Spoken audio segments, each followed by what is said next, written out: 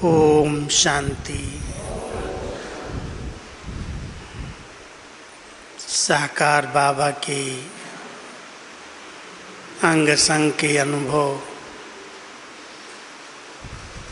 आँखों देखे अनुभव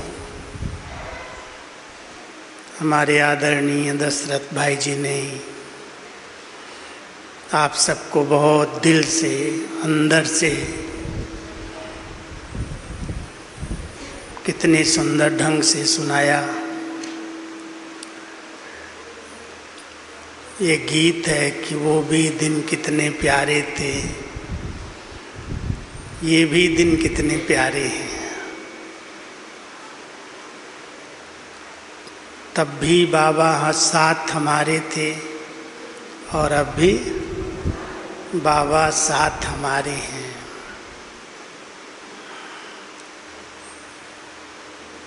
जब साकार बाबा की इतनी मीठी पालना, उनकी अलौकिक दिनचर्या कितना एक्यूरेट, कितने रेगुलर, कितने पंचुअल, और जो कुछ बच्चों को कहा वो सब कुछ करके सिखाया, कहे करके नहीं सिखाया। कई ऐसे मिसाल जो हम सबको दादियाँ सुनाती रही कि बाबा ने साकार में सब कुछ किया हाथों से, बच्चों से कह करके नहीं कराया, लेकिन उदाहरण से खुद करके आगे बच्चों ने उसको फॉलो किया। तो बड़ी सुंदर बात आप कह रहे थे, follow father, follow mother. Sister और ब्रदर को फॉलो करने की छुट्टी नहीं है। तो हम सभी माता पिता के कदम पर कदम रखकर आगे बढ़ रहे हैं।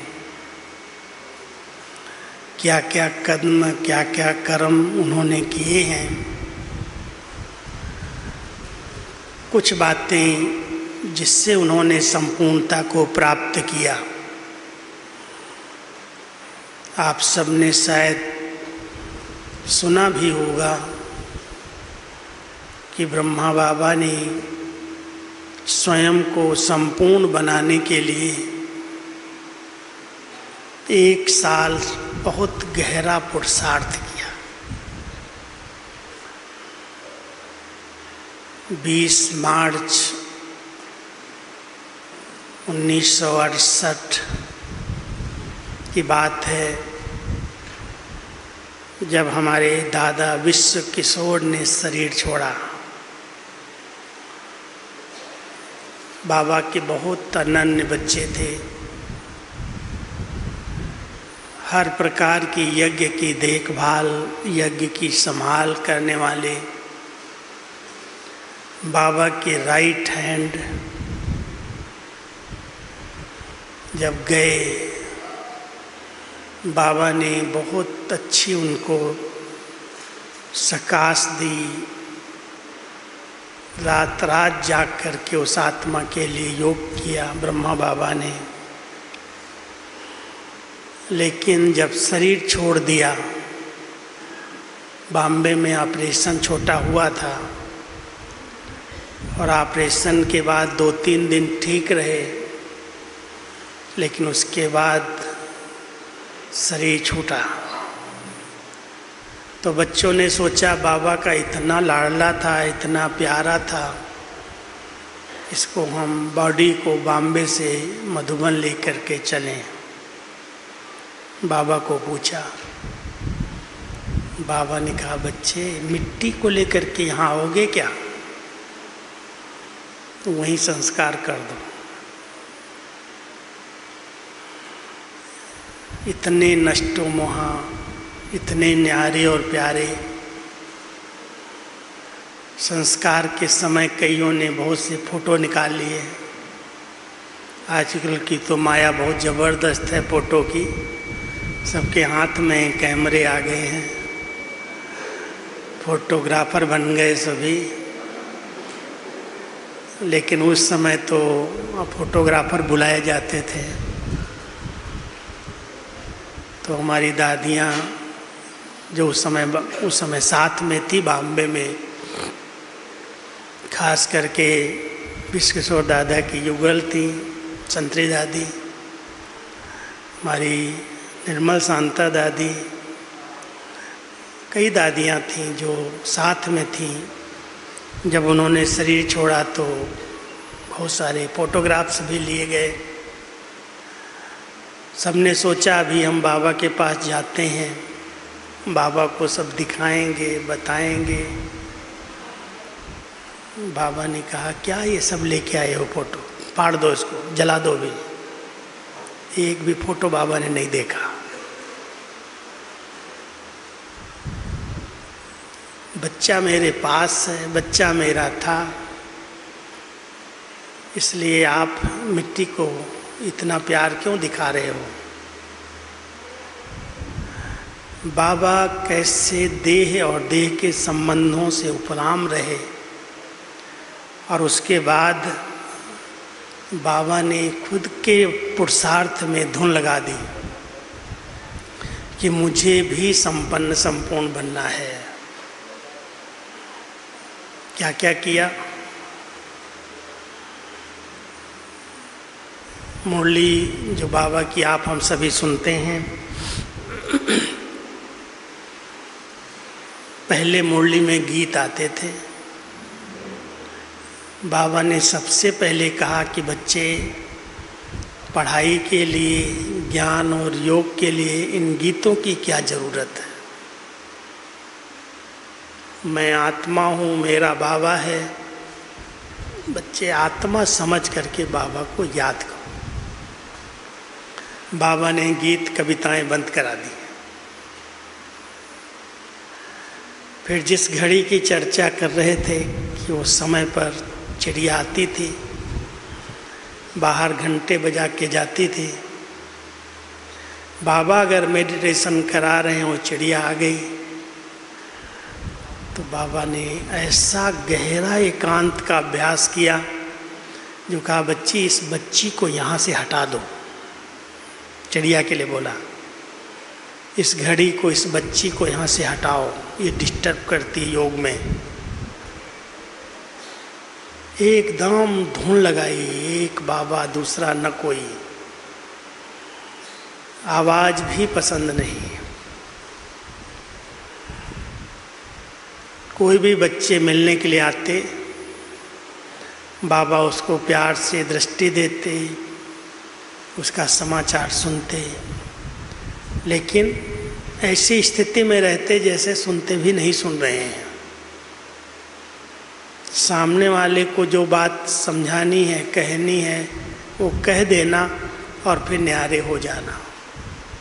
बच्चे, ठीक है, तुमने बताया, पत्र में लिखा था, अभी इसका विस्तार क्यों कर रहे हो। विस्तार को उन्होंने सार में समेट लिया, कोई भी बात का विस्तार करने नहीं दिया। एक दिन भंडारे में कुछ भाई बहनें बहुत आवाज़ में बोल रहे थे और हमारी दीदी मनमोहिनी कंट्रोलर थी। पूरे यज्ञ के भाई बहनों का कंट्रोल उनके हाथ में था। तो उनको बात अच्छी नहीं लग गई कि सब इतनी आवाज़ में क्यों बात करते हैं, क्यों ये ऐसे लगता है जैसे लड़ाई कर रहे हैं। बाबा के पास आई, बाबा को सुनाने लगी। सुनाते सुनाते थोड़ा चेहरा बदल गया। बाबा, ये लोग मानते नहीं हैं, ऐसे करते हैं। अरे बच्ची, तुम अपना चेहरा क्यों बदल रही हो, जो कर रहा है उसको करने दो। साक्षी दृष्टा, एक तरफ उपराम हो गए, दूसरे तरफ साक्षी दृष्टा हो गए। बच्चों के साथ खेलते थे, घूमने जाते थे, कहीं निमंत्रण मिलता था वहाँ जाते थे। बाबा ने एकदम सब बातों को रोक दिया। बच्चे किसको देखने जाएंगे? बंदरों को देखने जाना है क्या? कोई बात में इंटरेस्ट नहीं, बस मुरली सुनाना, बच्चों को बहलाना, और एक बाबा दूसरा न कोई, लगन में मगन। बच्चे आवाज में आके सवेरे सवेरे गुड मॉर्निंग करते, कमरे में जाके दादियाँ सवेरे जब बाबा तैयार हो जाते क्लास के लिए तो बच्चे कमरे में जाते, बाबा गुड मॉर्निंग। बच्चे आवाज में गुड मॉर्निंग क्यों करते हो, क्या जरूरत है इसकी? ब्रह्मा बाबा एकदम अपनी तपस्या में लग गए, किसी भी बात की कोई ऐसी कारोबार में इंटरफेयर नहीं। एक दिन दादियों ने रात भर भट्ठी किया, भट्टियाँ चलती थी बहुत, और भट्ठी के बीच में ऑलमाइटी बाबा एक संदेशी के तन में प्रवेश हो गए। ब्रह्मा बाबा को पता नहीं था। ब्रह्मा बाबा अपने कमरे में थे, दादियाँ तपस्या कर रही थी, और अव्यक्त बाबा ऑलमाइटी शिव बाबा की प्रवेशता संदेशी के तन में हुई, और उस संदेशी ने सब बातें स्पष्ट बता दी कि ब्रह्मा बाबा अभी कैसा गुप्त पुरुषार्थ कर रहा है, संपन्न संपूर्ण बनने का लक्ष्य रख करके आगे बढ़ रहा है। कोई भी बच्चे को उन्हें डिस्टर्ब नहीं करना है, कोई भी बातें उनको सुनानी नहीं है। मुरली जो चली थी कोई दादी ने लिखी थी उसी समय, तो जब दादियाँ अव्यक्त होने लगी तो डायरी मेरे पास आ गई, देती नहीं थी ऐसी बातें, तो मैंने पढ़ी कि बाबा अलमाइटी शिव बाबा आकर के क्या क्या बता के गए कि ब्रह्मा बाबा भी बहुत गहरे पुरुषार्थ में लगे हुए हैं, उनको कोई भी बाह्य मुक्ता में लाने की बात न सुनानी है न करनी है। लेकिन साकार बाबा ने किसी को पता नहीं होने दिया कि मैं इतना गहरा पुरुषार्थ कर रहा हूँ।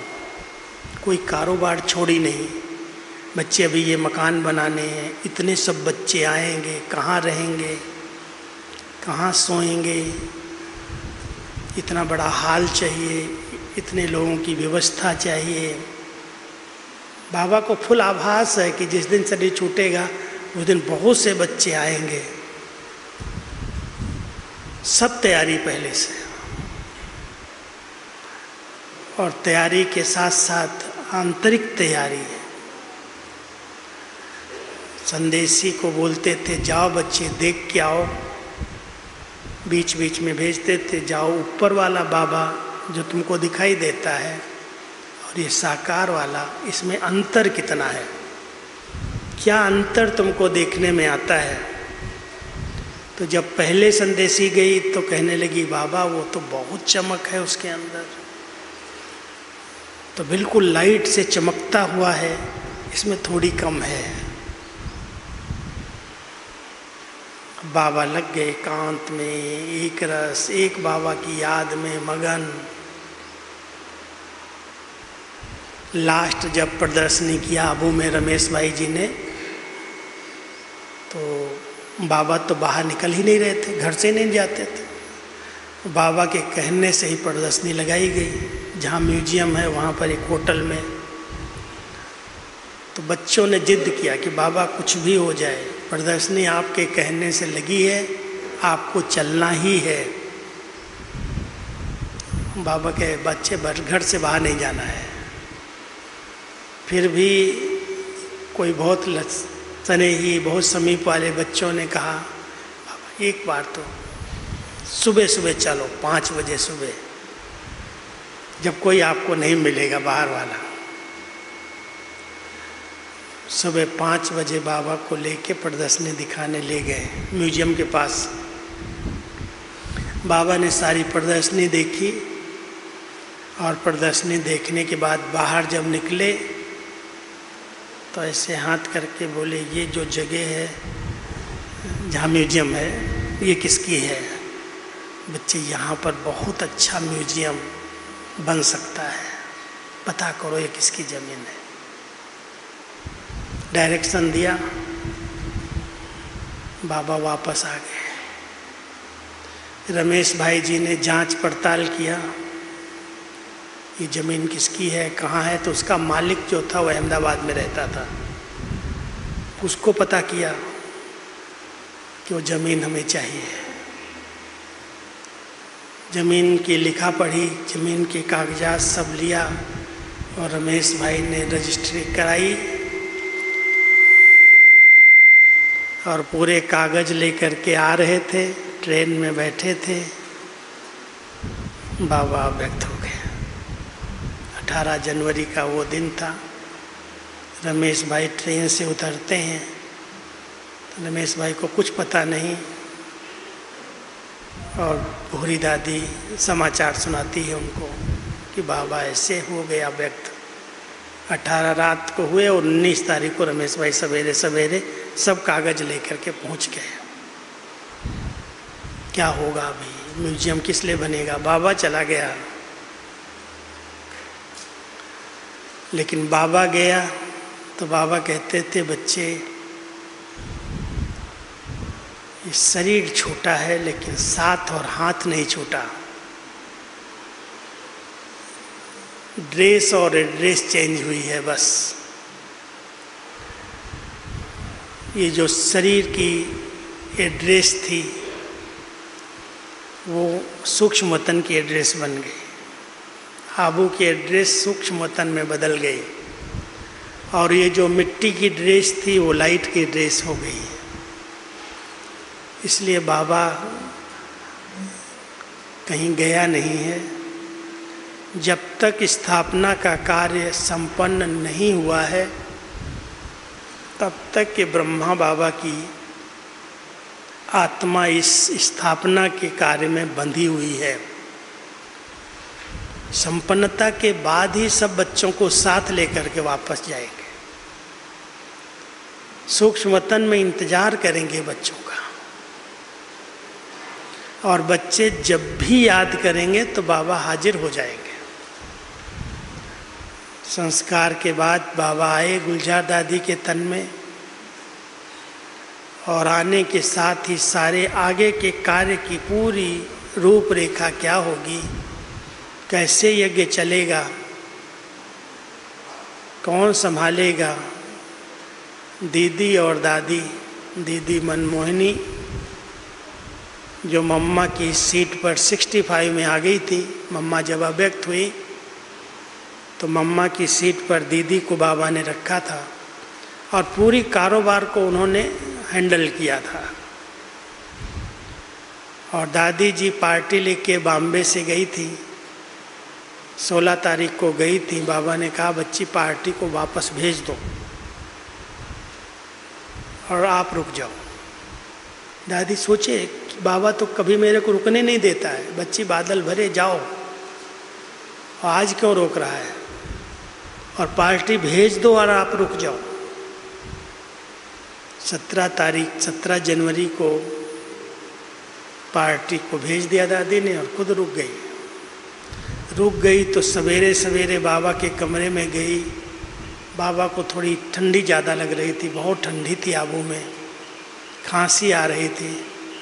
तो दादी ने कहा, बाबा आज के दिन आपको मुरली सुनाने नहीं जाना है, आप रेस्ट करो, यहाँ ये कमरे में रहो, मैं जाके आपकी जगह पर क्लास करा के आती हूँ, मुरली सुना के आती हूँ।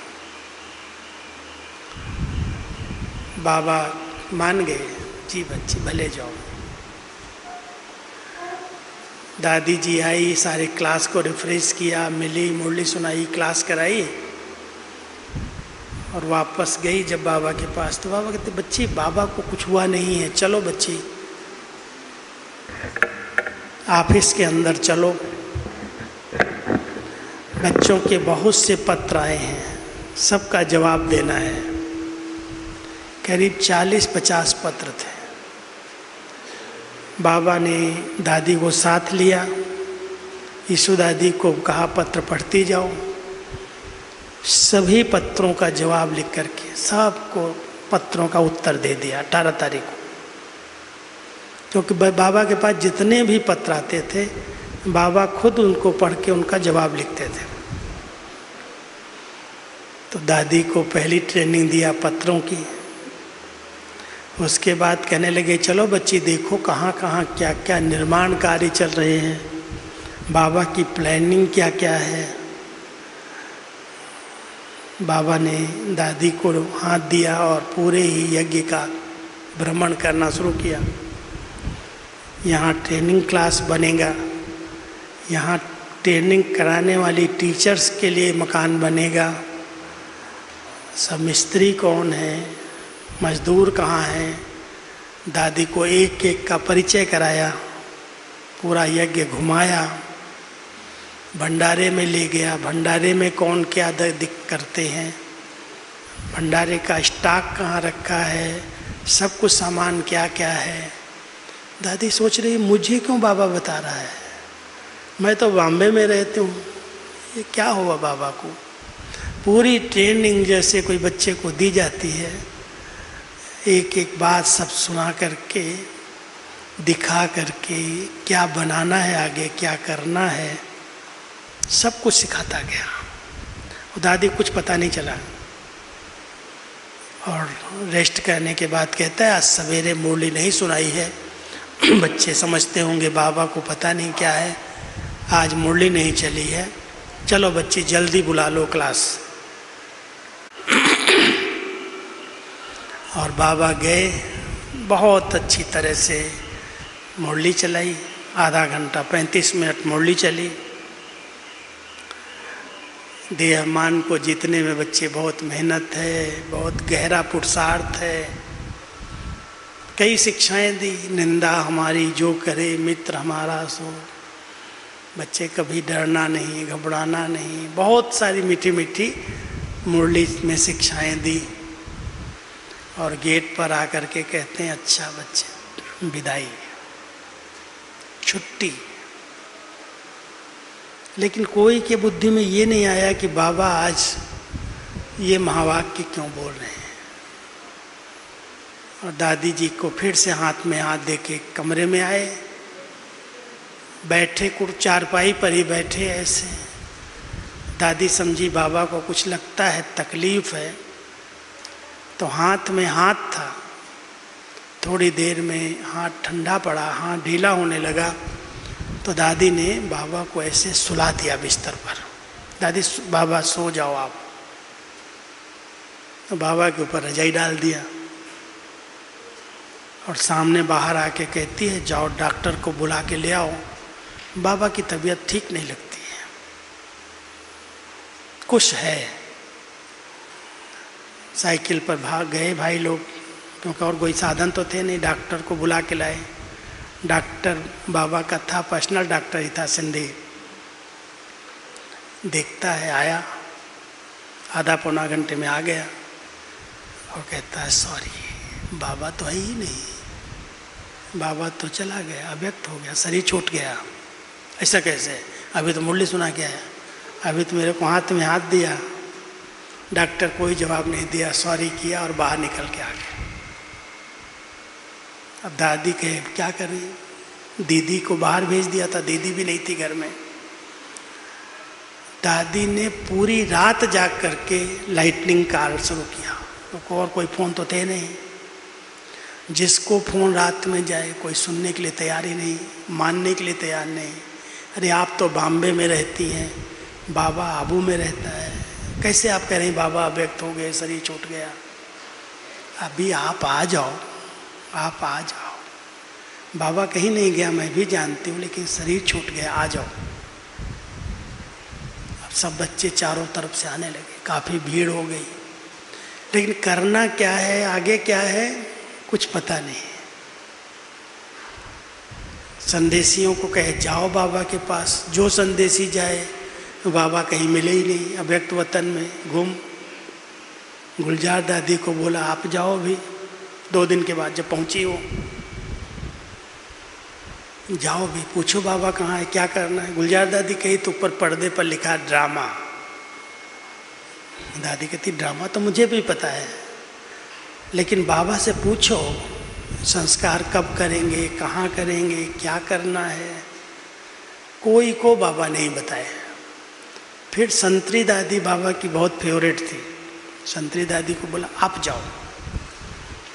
3-4 संदेशियों को ऐसे बिठाया साथ साथ, और वो गई तो बाबा आए 5 मिनट के लिए, संतरी दादी में प्रवेश हुए और फिर बोला बच्ची ये पुराना शरीर छूट गया है, ये पुराना था, छोड़ना ही था। आप बच्चे इसका संस्कार करो, इसको सजा के पूरे आबू की परिक्रमा दिलाओ और यहाँ ही परमिशन लेके संस्कार करो। सब डायरेक्शन दिया। फिर बाबा आगे का क्या होगा वो बताएंगे। ऐसे कह के 5-7 मिनट में वापस चले गए। संस्कार हुआ पांडव भवन के ही आंगन में जहाँ बाबा खेलते थे। सजाया गया तो सजाने के समय संतरी दादी ट्रांस में चली गई, रथ सज रहा है और शिव बाबा डायरेक्ट उनके तन में प्रवेश हो गए। शिव बाबा आए, ब्रह्मा बाबा नहीं आए। और शिव बाबा आकर के पूरे रथ का श्रृंगार किया और कहा धीरे से कि बच्चे, इस बच्चे ने शिव बाबा का बहुत अच्छा पार्ट प्ले किया है, साथ दिया है, इसलिए बाप बच्चे का श्रृंगार कर रहे हैं, रथ का श्रृंगार कर रहे हैं।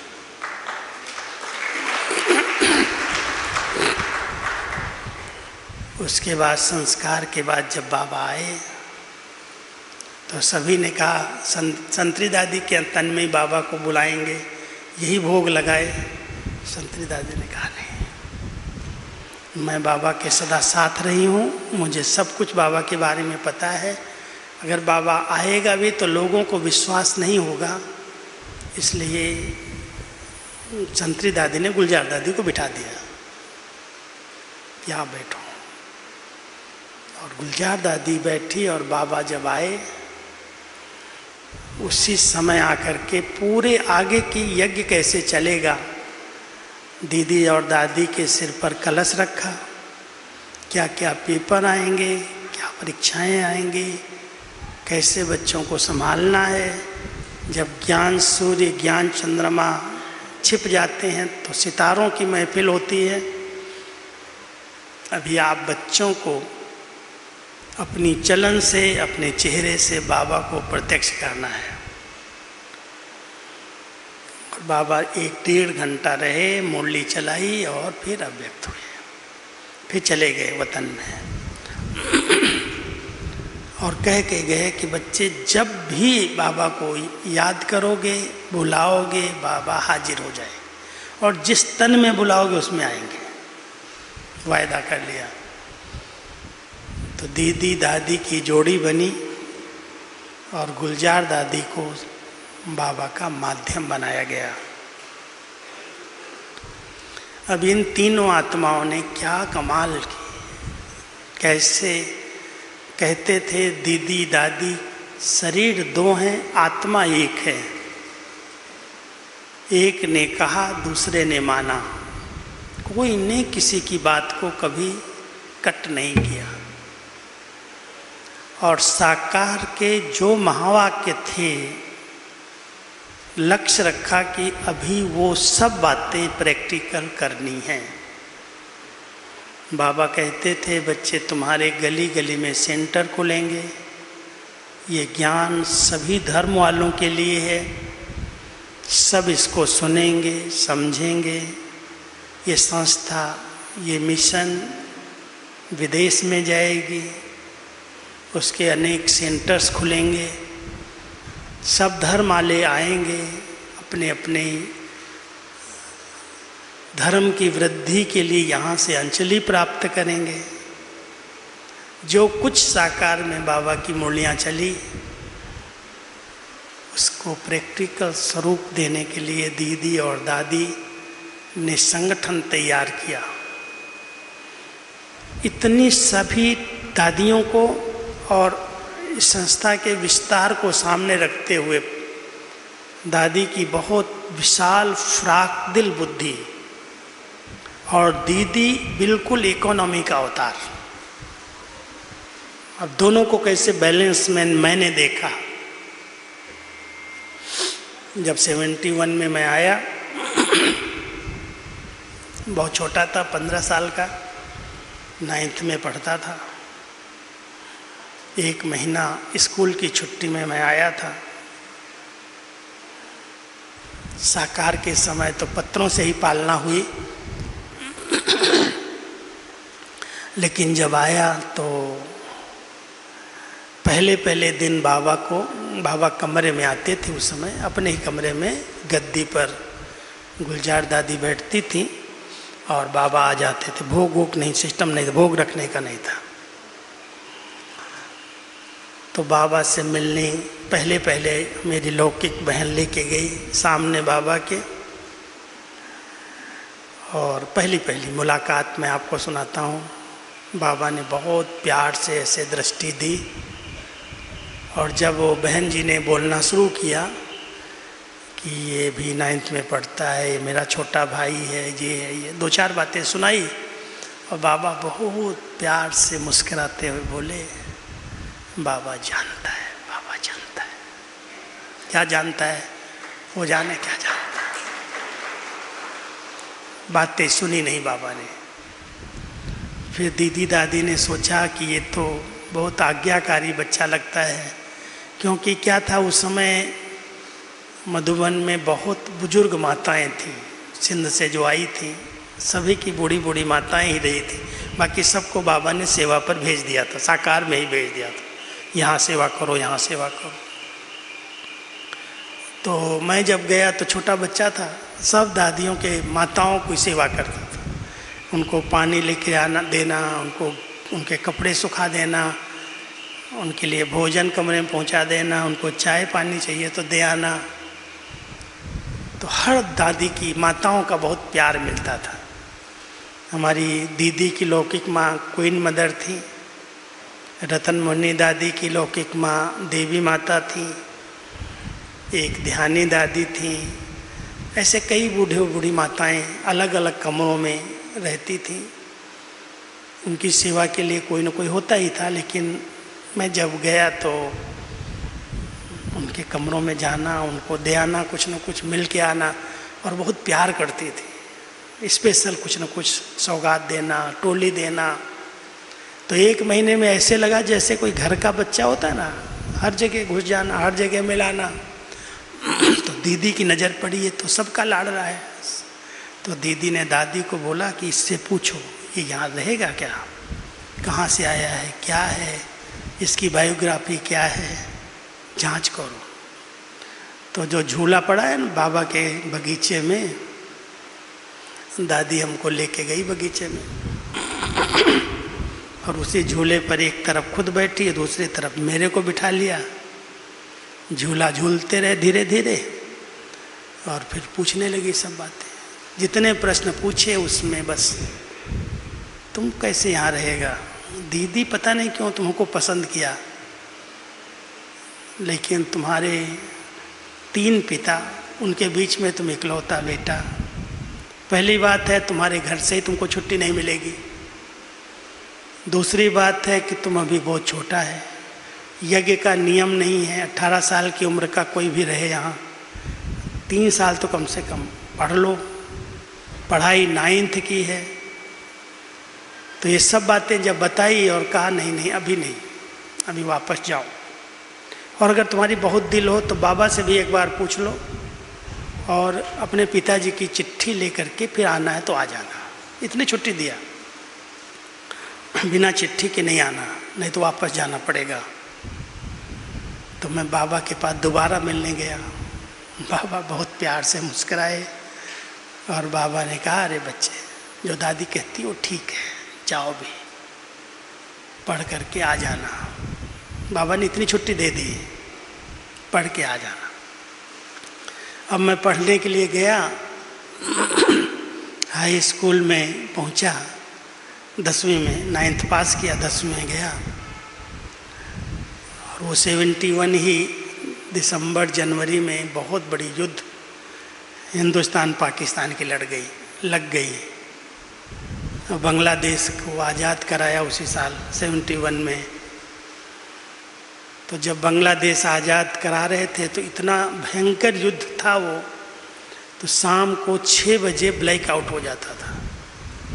हम जहाँ स्कूल में पढ़ते थे, 6 बजे के बाद कोई घर से बाहर ही नहीं निकल सकता, कोई लाइट नहीं जला सकता, और ऐसा भय का वातावरण, कहाँ पर कब बम गिरेगा, क्या होगा, सायरन जोर से बजता था।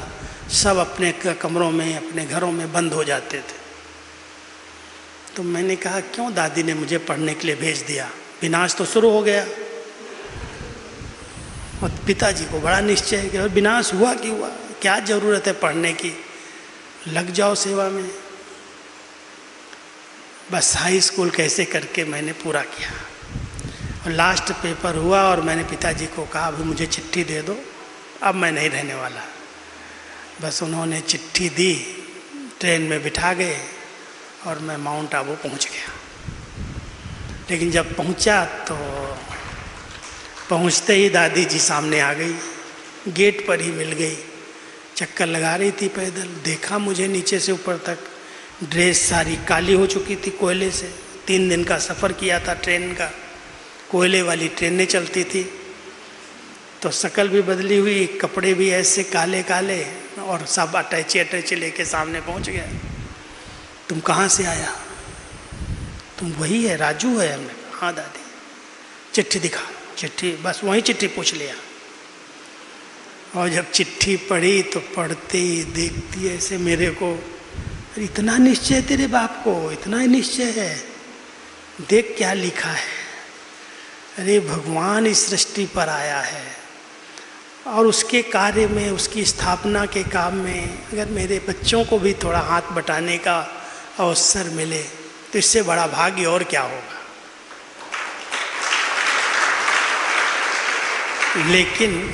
लेकिन एक बात और लिख दिया कि अगर हो सके तो दादी मुझे भी चांस देना, मैं भी समर्पित होना चाहता हूँ।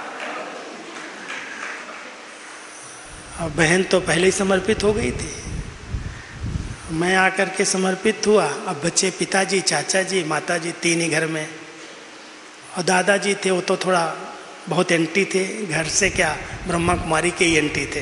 पिताजी के जो भाई थे बड़े संत थे, सन्यासी थे, रिद्धि सिद्धि वाले थे। उनको पता चल गया ये चला गया वहाँ पर, बस उन्होंने प्रयोग करना शुरू कर दिया, कैसे भी करके उसको वहाँ नहीं रहने देना। एक ही वारिस है, 3 की प्रॉपर्टी है, खेती है, दुकान है, घर है, इतना सब साधन होते भी ये क्यों गया। अब वो अपने प्रयोग वहाँ शुरू कर रहे हैं और हम बाबा के घर में सेवा में लग गए। 5-6 साल तो निकाल दिया, टाइप सीख लिया, सिंधी सीख लिया, सब कुछ सीख करके टाइपराइटर पूरा मिल गया, सेवा मिल गई। 76 में मैं मुरली डिपार्टमेंट का इंचार्ज बन गया, और 77 में माता जी को कुछ उन्होंने खिला दिया, लौकिक माँ को, और ऐसा खिलाया जो 10-12 दिन तक वो राजू राजू राजू बुला दो मंत्र जपने लगी। लेकिन वो मैसेज जब तक मेरे पास आए माउंट आबू में, तो पिताजी तो चाहते नहीं थे वापस आए, वो बता ही नहीं रहे थे। लेकिन जब अचानक उसने शरीर छोड़ दिया तब मैसेज आया मधुबन में मेरे पास कि ऐसे ऐसे तुम्हारी माँ ने कुछ हो गया, शरीर छोड़ दिया है, अब आ जाओ वापस। अब दादी मेरे को ऐसे देखे, अब तेरे पर बहुत बड़ा पेपर आया है, कैसे पार करोगे तुम जानो, बाबा को पूछ के जाओ, बाबा को साथ लेके जाना। मैं गया घर में, बहुत गर्म माहौल, बहुत सारी बातें थी, क्योंकि सब तंत्र मंत्र हुआ था, ये जादू मंत्र, ये जो भूत प्रेत वाला खेल चक्कर था वहाँ। मैं गया तो वातावरण में बहुत भारी भारीपन था। तो मैंने सोचा बाबा को भोग तो लगवा दें। पहले पहले जाते ही एक दिन पूरा हुआ, दूसरे दिन एक संदेशी थी, मैंने कहा तुम ट्रांस में जा, भोग लगाओ बाबा को और बाबा से श्रीमत ले आओ, क्या करना है भी मुझे। बस वो ट्रांस में गई तो बाबा ने दिखाया सारा सीन कि माता जी को अभी भी वो आत्मा को बांधा हुआ है और अगर जहाँ संस्कार हुआ वहाँ जाएगा तो ये भी बंध जाएगा, इसलिए इस बच्चे को कहीं भी जाना नहीं है, घर में रहो। और 3 दिन के लिए बाबा इसके लिए छत्र छाया है। 3 दिन के आगे अगर रुकेगा तो बाबा जवाबदार नहीं है। अब मैं तो छुट्टी ले गया था 15-20 दिन की, भाई सब कुछ करके आएंगे, सब क्या करना आगे सब फैसला करेंगे, लेकिन बाबा का डायरेक्शन संदेश के द्वारा आया। और हमारे चाचा जी को भी कुछ अनुभव ऐसे ही हो गए, तो पक्के ज्ञानी थे, ब्रह्मचारी थे, शादी नहीं हुई थी उनकी, तो उनको भी यही अनुभव हुए। तो मैंने फटाफट सब गांव वालों को बुलाया, ब्रह्मा भोजन करा दिया, माता जी के लिए सब कुछ कर दिया और तीसरे दिन वापस घर के लिए रवाना होने लगा। तो जब होने लगा तो पिताजी अचानक बोले, क्या अभी मुझे क्या करना है? तो हमने कहा अभी तो बहुत अच्छी बात है, आप भी मेरे जैसे कुमार हो गए, कोई बंधन नहीं, अभी क्या करो, जितना माता जी ने सामग्री इकट्ठी की है एक बार चलो हम भी देखते हैं क्या क्या है। क्योंकि माताएं बड़ी गुप्त रीति से, बच्चों में मोह होता है, शादी करेंगे तो उसके लिए जेवर चाहिए, कपड़े चाहिए, बर्तन चाहिए, पता नहीं क्या क्या। तो जब मैं अंदर घुसा देखा क्या क्या सोने के गहने, बहुत अच्छे अच्छे जेवर, बहुत साड़ियाँ रंग बिरंगी, शादी की फुल तैयारी अंदर अंदर। मैंने कहा देखो अभी माता जी को मुक्ति तो मिलेगी नहीं जब तक आप इसको रखोगे अपने पास, और मुझे इसमें से एक चीज़ भी नहीं चाहिए। इसलिए आप ऐसा करो, मैं तो जाता हूँ वापस, और आप इसको जितना जल्दी समेट सको समेट लो। जो भी बंधन वाली चीज़ें वो ख़त्म कर दो। बंधन वाली चीज़ें क्या हैं? गाय थी, बैल थे, भैंसें थी, माता जी सब संभालती थी घर में, कोई काम करने वाला नहीं बचा। तो जितनी बर्तन भाड़े जो बहुत सामग्री रखी है सब हटाओ यहाँ से, या तो दान करो, सेंटर पर दे आओ, या तो बेचो, रखना नहीं कुछ। और जब बिल्कुल लाइट हल्के हो जाना तब मुझे बता देना। और मैं छुट्टी लेके मधुबन आ गया। दादी कहती तुम आ गया, कैसे आ गया?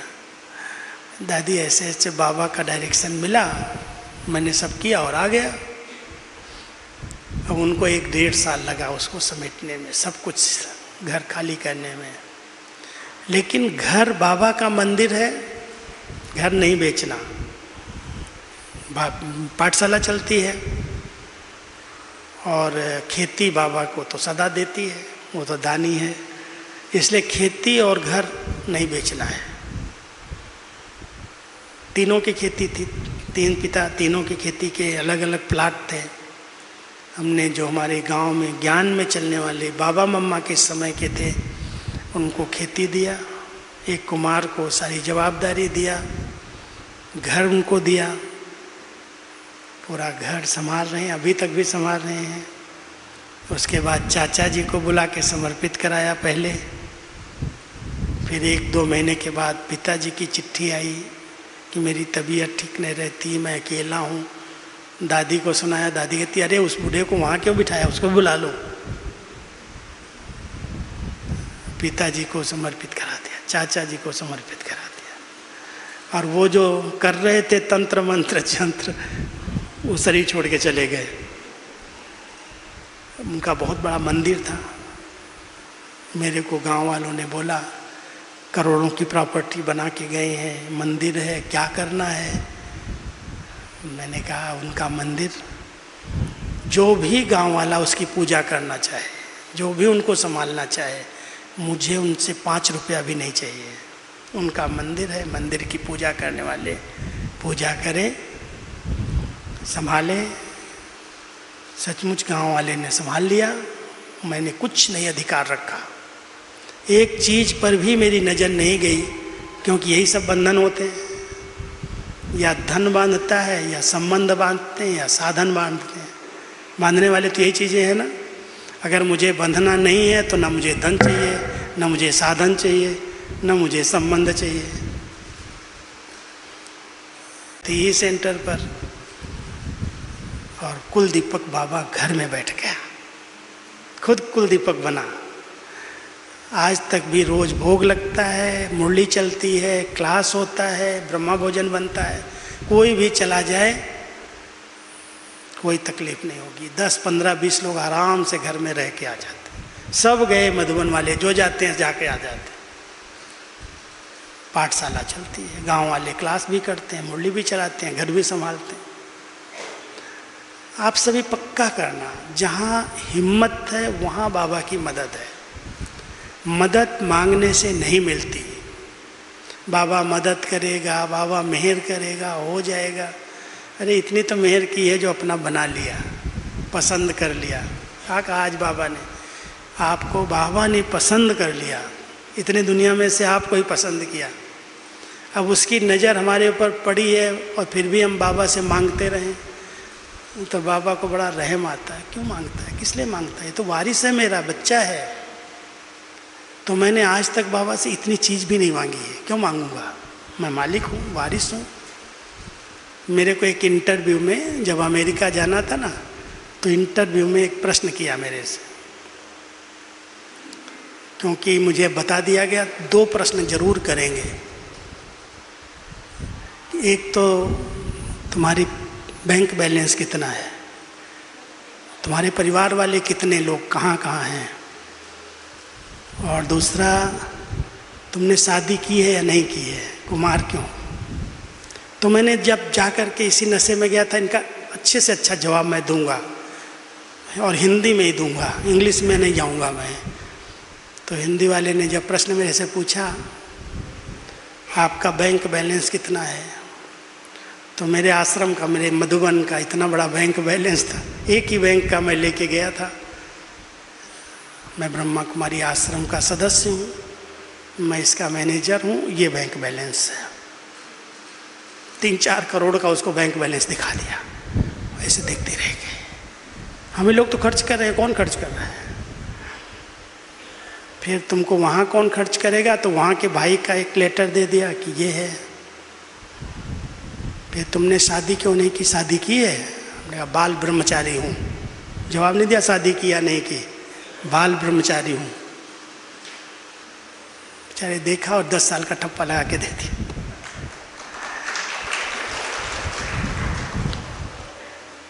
दूसरी बार तो ऐसे ही मिल गया।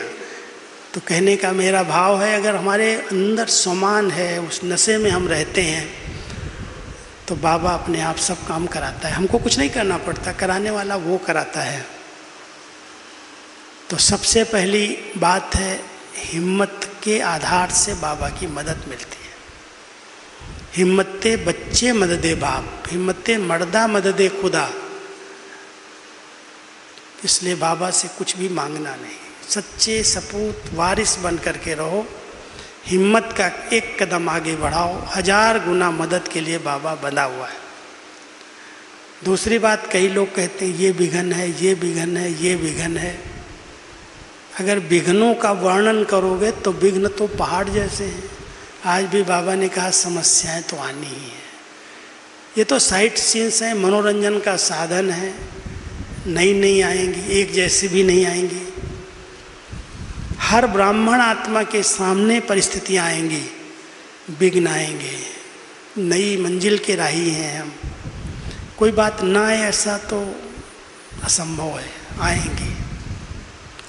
लेकिन बाबा ने एक बहुत सुंदर विधि बताई है, इन सब विघ्नों को, सब समस्याओं को पार करने का एक ही साधन है, लगन। जहाँ लगन है वहाँ विघ्न ठहरते ही नहीं। अगर कोई कहता है ये विघ्न है, ये विघ्न है, ये विघ्न है, तो उसने अपनी लगन को चेक नहीं किया, उसकी लगन में कमी है। बाबा में निश्चय की कमी है, प्यार की कमी है, पहचान की कमी है।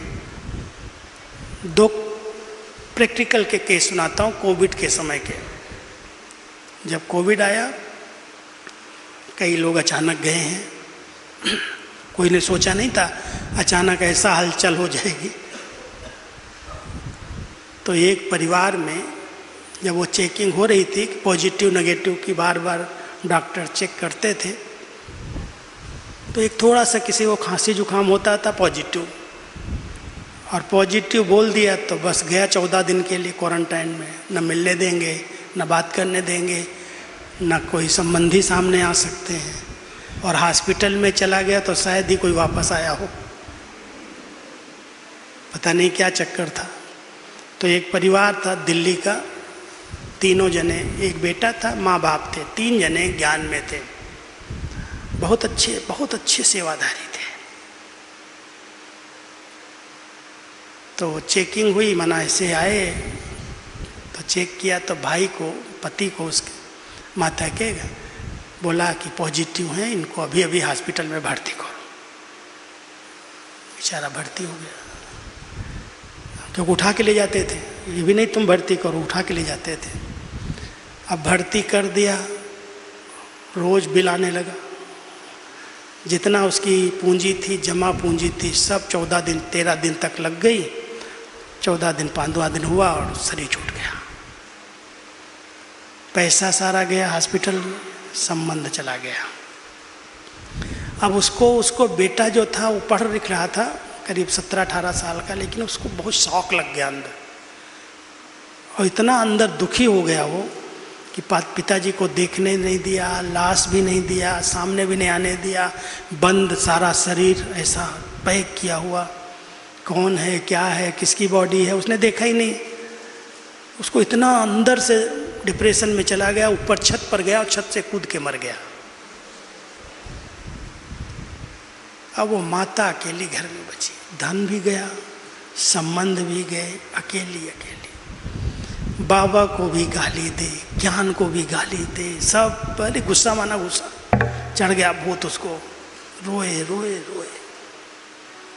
एक दिन बहनों ने मेरे को फ़ोन किया, भाई जी कुछ तो करो, आप थोड़ा सा इसको पहले पहचानते थे, आप दृष्टि दो, कुछ योगदान दो, सांत्वना दो, ये कुछ समझ जाए, शांत हो जाए, आगे रास्ता निकल आएगा। लेकिन वो सुनने के लिए तैयार है। मैं फ़ोन में, माता जी सुनो तो, माता रोए रोए, छोड़ दो, जो होगा देखा जाएगा। वो केस इतना ऐसा था, वो दर्दनाक सीन दिखाई देती थी। लेकिन उसी तरह का एक दूसरा केस, लगन की बात मैं बता रहा हूँ, उस पर देखना। मैं एक जगह क्लास करा रहा था राजस्थान में, तो एक माता सफ़ेद ड्रेस में बिल्कुल खुशनुमा चेहरा लेकर के मेरे सामने आई, और ऐसे बैठ गई, दृष्टि लेती रही, फिर कहती, भाई जी इस कोविड में मेरा सब चला गया, मेरा पति गया, मेरा बच्चा गया, मेरा धन गया, बहुत कुछ मैंने अफ्रीका में परिवार ने कमाया, लेकिन जब सब कुछ चला गया तो मैंने कहा, मैंने तो कहा है मेरा तो बाबा है, मुझे बस बाबा की इतनी याद आई, इतनी खींच हुई कि उनके जाते ही मैं समर्पित हो गई।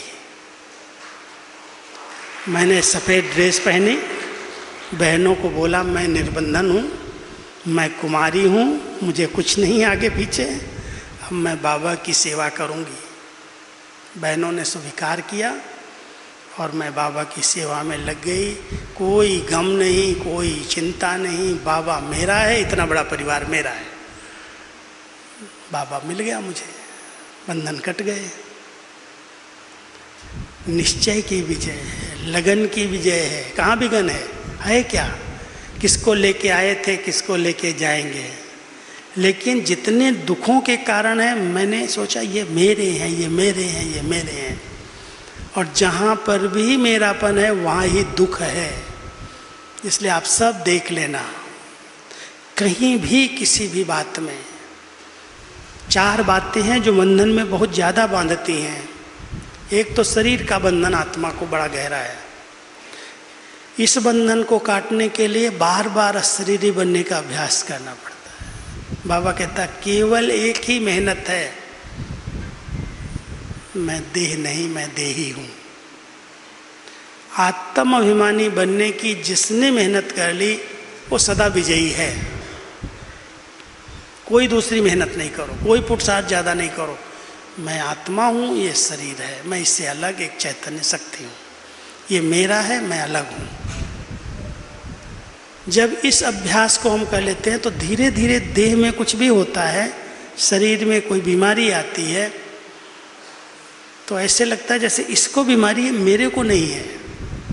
यहाँ दर्द है लेकिन मेरे को नहीं है दर्द। बहुत देह से आत्मा डिटैच हो जाती है। आत्म अभिमानी स्थिति बनाते बनाते हम सहज देह अभिमान के बंधन से मुक्त होते जाते हैं। तो इस देह के बंधन को काटना है, इसके लिए हर एक को मेहनत करनी है, क्योंकि 84 जन्म इसके साथ रहे हैं। भले 21 जन्म आत्म अभिमानी नेचुरल थे, ज्ञान नहीं था फिर भी नेचुरल थे, शरीर छोड़ते थे, लेते थे, कोई दुख नहीं होता था। लेकिन जब द्वापर युग से देहमानी बने, सब विकार आ गए, बुराइयां आ गई और आत्मा देह के जाल में इतनी फंस गई, जो देह को देखना, देह का चिंतन करना, देह की ही सब बातें करना, देहभान में इतने जकड़ते गए जो आज का हर मानव देह अभिमान के अधीन हो गया। 3 चीज़ें हैं, या तो देहभान रहता है नेचुरल, या देह अभिमान रहता है, या देह अहंकार रहता है। अहंकार बड़ा शत्रु है, वो तो जानते हैं सभी। अहंकार आ गया रावण को तो क्या हो गया। अहंकार तो बहुत खतरनाक है। कहते योगी वो है जिसने अहंकार को मारा। लेकिन अभिमान भी छोड़ता नहीं है। थोड़ा भी कोई अच्छा काम कर दो, मैं करता हूँ, मैंने किया, मेरी विशेषता है, मेरी योग्यता है, मेरा सहयोग है, बस उस मैं और मेरे के अभिमान में वो फंस जाता है। और देहभान, मैं पुरुष, ये स्त्री। नाम का भी अभिमान, नाम भी कोई ऐसे ले लेगा फट से ध्यान चला जाएगा। भान, नेचुरल भान है। अब ये सोल कॉन्शियस स्टेज बन जाए, देह भान खत्म हो जाए, अभिमान खत्म हो जाए, इसके लिए बहुत अच्छी तपस्या चाहिए। आत्म अभिमानी बनने की तपस्या। अब दूसरा बंधन है जो हमारे संबंध है। पहले तो ये देह के साथ संबंध, कर्मेंद्रियों के, आँख, नाक, मुख, कान, हाथ, यही सारे बंधन बने हुए हैं। और फिर उसके साथ थोड़ा दूर वाले संबंध, जहाँ से जन्म लिया, पालना ली, पढ़ाई ली, लौकिक संबंध बनाए, उनके बंधन। और इनके साथ और भी बंधन है, मामा, चाचा, काका, पता नहीं कितने बंधन बन गए। पिताजी, चाचा, माताजी, चाचा जी मान भी जाए, मामा का बड़ा अधिकार रहता, मौसी का बड़ा अधिकार रहता, पता नहीं वो कहाँ ले जाएंगे। कईयों को ज्ञान से तोड़ देते। तो इस संबंध का बंधन भी बहुत बड़ा बंधन है। इससे मोह नष्ट हो जाए, इसके लिए सब संबंध एक बाबा से जोड़ना है। कोई भी मेरा नहीं, सब बाबा के साथ मेरे संबंध हैं। क्योंकि दुनिया में जितने भी संबंध हैं, कुछ न कुछ स्वार्थ है उसके अंदर, कहीं न कहीं कुछ न कुछ उनकी चाहनाएं हैं। स्वार्थ के बिना कोई संबंध ही दुनिया में नहीं रहे। तो उस संबंधों के बंधन से भी आत्मा को मुक्त करना है।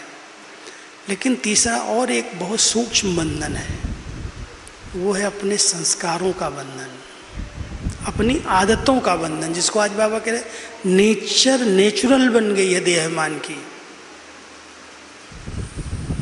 उस नेचर का, उस संस्कार का परिवर्तन करना है। ये संस्कार जिसको हम कहते हैं हमारे संस्कार हैं, मेरी नेचर है, बाबा कहते ये तेरी नेचर नहीं, ये माया की नेचर तुमने अपना ली, तुमने चोरी कर ली।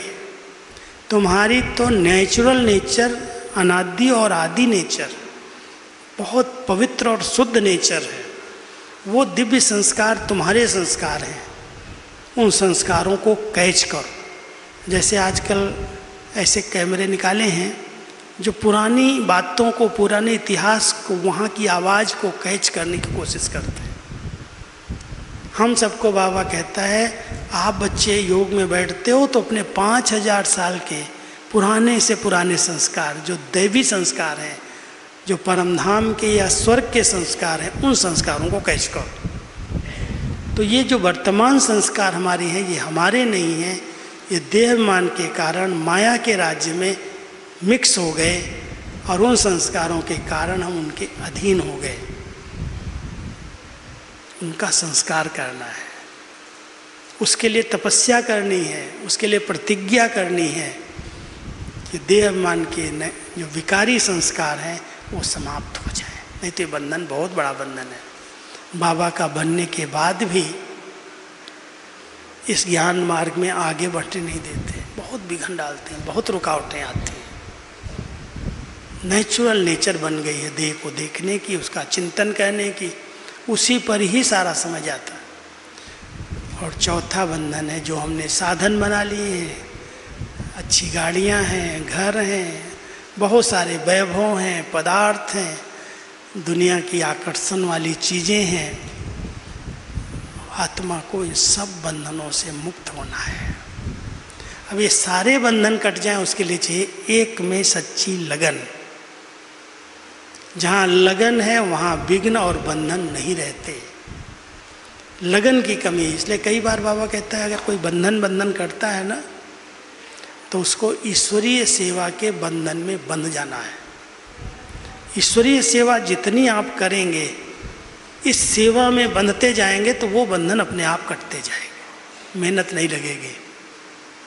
जब बहुत ज़्यादा लौकिक का बंधन हो, आ जाओ बाबा के घर में लग जाओ, सेवा करने लगो, ज्ञान योग की सेवा करो, स्थूल कर्मणा सेवा करो, यज्ञ सेवा लगो करो, दुआएं मिलेंगी, परिवार की दुआएं मिलेंगी, बाबा की दुआएं मिलेंगी। लगन बढ़ गई, योग कर रहे हैं अच्छी तरह से, बाबा में पूरा विश्वास है, तो विघ्न अपने आप खत्म, बंधन खत्म। तो हम सबको पहले हिम्मत रखनी है, दूसरी लगन को देखना है, और तीसरी जहाँ भी कोई कमी कमजोरी दिखाई दे, दृढ़ता का संकल्प। ऐसे दृढ़ता का संकल्प करो, कुछ भी हो जाए, हमने जो संकल्प किया है ये अंगद के पांव की तरह जमाना है। बहुत दृढ़ता का संकल्प। कहते हैं जहाँ दृढ़ता है वहाँ ही सफलता है। कोई भी कमजोर संकल्प नहीं करना, क्या होगा, कैसे होगा, पता नहीं, ऐसा न हो, वैसा न हो। बाबा कहते हैं संकल्पों को समाप्त करो। ड्रामा में जो होगा सब अच्छे से अच्छा होगा। मेरा कल्याण हो ही नहीं सकता, कल्याणकारी ड्रामा है और मैं उनका बच्चा हूँ। इसलिए दृढ़ता के संकल्प से सफलता है। और चौथा निश्चय। निश्चय बुद्धि विजयंती। कभी भी अपने में, अपने परिवार में, बाबा में, बाबा की पढ़ाई में, सूक्ष्म में भी संशय ना आए, बाबा के पाठ में भी संशय ना आए। पता नहीं बाबा भी आते नहीं हैं, पता नहीं इधर आते होंगे, उधर आते होंगे। कई लोग भटक जाते हैं, अच्छे अच्छे बच्चे भी भटक जाते हैं, पहचान नहीं सकते, माया के वैरायटी रूप को पहचान नहीं पाते, वही आवाज़, वैसे ही बात करना। इसलिए ध्यान देना। बाबा ने जो स्थापना की, बाबा ने जहाँ से इतनी बड़ी सेवाएं की, बाबा के जिस पाठ को हम सब देखते आए हैं, अंत समय में बाबा को कैसे अपने को खुद प्रत्यक्ष करना है वो बाबा जानता है, बच्चे नहीं प्रत्यक्ष कर पाए हैं। अंतिम समय में बच्चों की स्थिति बाबा का साक्षात्कार कराएगी। ये समय ऐसा है जो हम सब अपनी श्रेष्ठ स्थिति बना लें और कुछ भी करने की ज़रूरत नहीं। अभी सेवाओं के पीछे भागने की ज़रूरत नहीं है, अभी तो सेवाएं हमारे पीछे पीछे भाग रही हैं। हम क्यों उनके पीछे अपना समय, अपनी शक्तियों को गंवाएं। इसलिए सभी ध्यान देना। सबसे श्रेष्ठ स्थिति, दादी जानकी जी एक बात कहती थी सबसे बड़ी संपत्ति स्थिति है। इसलिए स्थिति परिस्थितियों को पार कर देगी। कोई भी समय जब परिस्थितियां आएंगी तो दूसरी कोई भी संपत्ति काम में नहीं आने वाली है। जो हमारी स्थिति है वही संपत्ति बनती है। इसलिए ध्यान देना, कितना भी धन कमा करके रख लो बैंकों में, कितने भी संबंधों में अच्छे बंधे हुए रहो, लेकिन जब परिस्थिति आती है न तो धन काम आता है न संबंध काम आते हैं। बस काम तो आता है, बस एक बाबा दूसरा ना, वही स्थिति काम आती है। तो अभी समय अनुसार हम सबको अपनी श्रेष्ठ स्थिति बना करके एक बाबा को प्रत्यक्ष करना, एक ही लगन है बस अंदर की। जो भी सेवाएं हों, एक का नाम वाला हो। 3 मंत्र अंतिम बता करके फिर आपके प्रश्नों का हम उत्तर देंगे। कुछ कहा था, प्रश्न उत्तर का क्लास हम करेंगे। 3 शब्द बाबा हमेशा पक्के कराते हैं। एक नामी,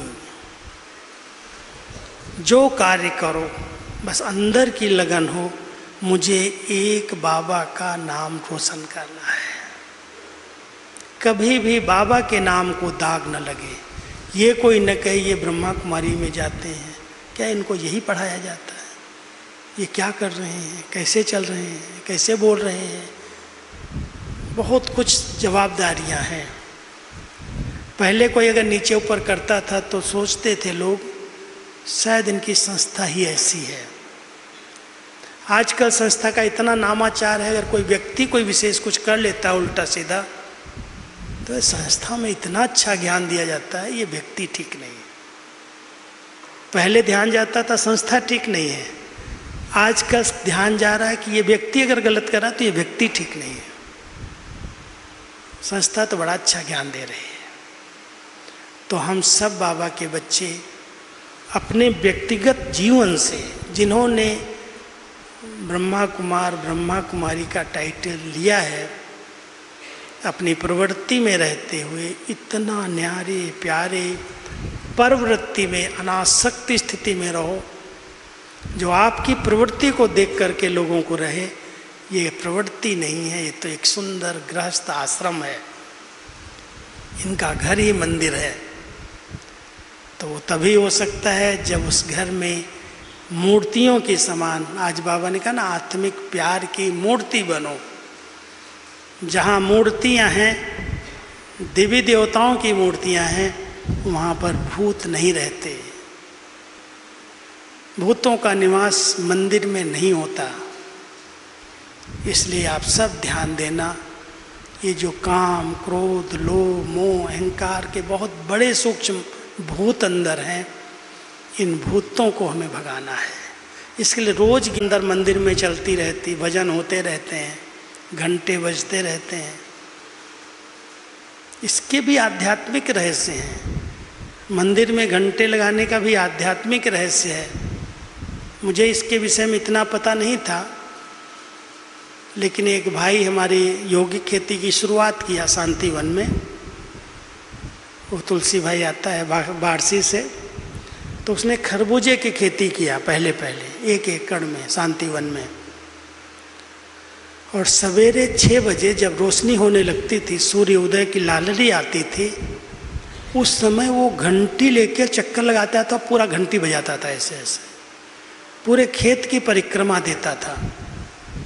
तो हम एक दिन उसको बुलाया, हमने कहा तुम पूजा करता है क्या, घंटी क्यों बजाता है, इसका क्या महत्व है योगिक खेती में? तो मुझे कहता है, भाई जी मंदिरों में घंटे क्यों लगे हुए हैं, घंटा बजा के अंदर क्यों जाते हैं? मुझे तो पता नहीं था उसके बारे में। तो कहता है वो घंटे का बहुत बड़ा महत्व है। घंटा बजाते हैं ना, तो जितनी अंदर की नेगेटिविटी है, जो अंदर की बातें इधर उधर के लेके हम आते हैं, वो घंटा बजाते हैं, वो ख़त्म हो जाती है, वो पीछे हट जाती है। फिर मंदिर में दर्शन करते हैं तो अच्छी तरह से भगवान से कुछ वरदान ले सकते हैं। ऐसे ही जब हम ऐसे खेत के चारों तरफ से घंटी बजाते हैं तो जितने नेगेटिव वायरस हैं, कीड़े हैं, वो खत्म हो जाते, आते नहीं नजदीक। इतना बढ़िया उसने खरबूजा निकाला था, मुझे याद है, इतने अच्छे बड़े बड़े खरबूजे, बिना कोई दवाई के, बिना कोई केमिकल के। और उस समय वो प्रतिभा पाटिल जी राज्यपाल थी, आई थी, उनके हाथ में उसने वो खरबूजा दिया। बहुत मीठे खरबूजे थे। देख के वो खुश हो गई, कहती कैसे किया, यौगिक खेती है, केमिकल कोई नहीं है। अब वो ऐसे ऐसे लोग प्रयोग करते हैं, तो बाबा कहते हैं ये ज्ञान योग की घंटी अंदर बजती रहे, ये भूत भाग जाएंगे, वायरस खत्म हो जाएंगे। तो आप सभी बहुत अच्छी मूर्तियां बन करके अपनी अपनी प्रवृत्ति में रहो। कभी भी कोई भी ईर्ष्या, द्वेष, नफरत, घृणा, वैर, विरोध मनसा में भी ना है। सब आत्माएं अपना अपना पार्ट प्ले कर रही हैं, सबका वाह वाह पार्ट है, सब अच्छे हैं, सब अच्छे हैं, सब निर्दोष हैं, कोई का दोष नहीं है। इसलिए कोई के प्रति आप अपने मन में वैर विरोध नहीं रखना, शुभ भावना का दान दो, शुभ कामनाएं रखो, सब ठीक हो जाएगा, प्रवृत्ति आदर्श प्रवृत्ति बन जाएगी। तो अपने घर को मंदिर बनाना, बाबा को सदा साथी बनाना, मन को मंदिर बना के रखना, जिसमें बाबा भी वास करने आ जाए। क्यों बाबा के पास हम कोई बार बार जाना पड़े? मन मंदिर है, आओ बाबा इस मंदिर में आप भी थोड़ा सा स्थान ले लो, आप भी मुझे अपने संग का रंग लगा दो। इतना प्यार से बाबा को याद करो, जो बाबा अपना वतन छोड़ के आपके भ्रकुटी के पास आ जाए, उसको आने में टाइम नहीं लगता। बहुत सच्चे दिल से बाबा कहो और बाबा हाजिर हो जाए। ठीक है, तो आप सभी बाबा के ऐसे सपूत सच्चे बच्चे अपने चलन से, चेहरे से, अपने व्यवहारिक जीवन से बाबा का नाम रोशन करो। ठीक है, ओम शांति।